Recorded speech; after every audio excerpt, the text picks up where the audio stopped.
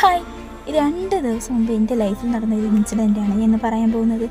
ഞാൻ ഇപ്പോൾ പ്രഗ്നൻ്റ് അല്ലേ, അപ്പോൾ മെൻ്റലി ഫിസിക്കലി നമുക്ക് ഒരുപാട് മാറ്റങ്ങളുണ്ട്. അപ്പോൾ ഒരാൾ വന്നിട്ട് എൻ്റെ അടുത്ത് പറയാണ്, നിൻ്റെ ഭംഗിയൊക്കെ പോയി, ഇപ്പോൾ കറുത്തുപോയി, ഇനിയൊന്നും പഴയതുപോലെയൊന്നും ആവൂല, അങ്ങനെയൊക്കെ പറയുന്നു. അവർക്കറിയാം നമ്മളുടെ ഇപ്പോഴത്തെ അവസ്ഥ എന്താണ്, നമ്മൾ ഫിസിക്കലി മെൻ്റലി നമ്മൾ എത്ര ഡൗൺ ആയിട്ടാണ് ഇരിക്കുന്നതെന്ന് അറിയാം. പിന്നെ മനഃപൂർവ്വം നമ്മളെ കുത്തി നോവിക്കാനായിട്ട് എന്തിനാണ് ഇങ്ങനെയൊക്കെ പറയേണ്ട ആവശ്യം? എൻ്റെ കാര്യം മാത്രമല്ല ഏട്ടാ ഞാൻ പറയുന്നത്.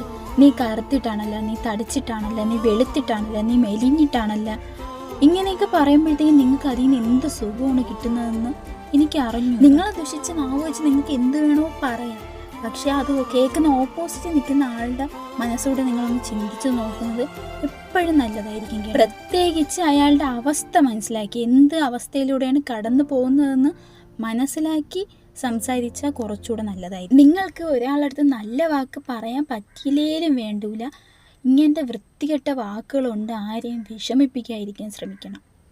അപ്പം അത്രയൊക്കെ ഉള്ളൂ. ബൈ.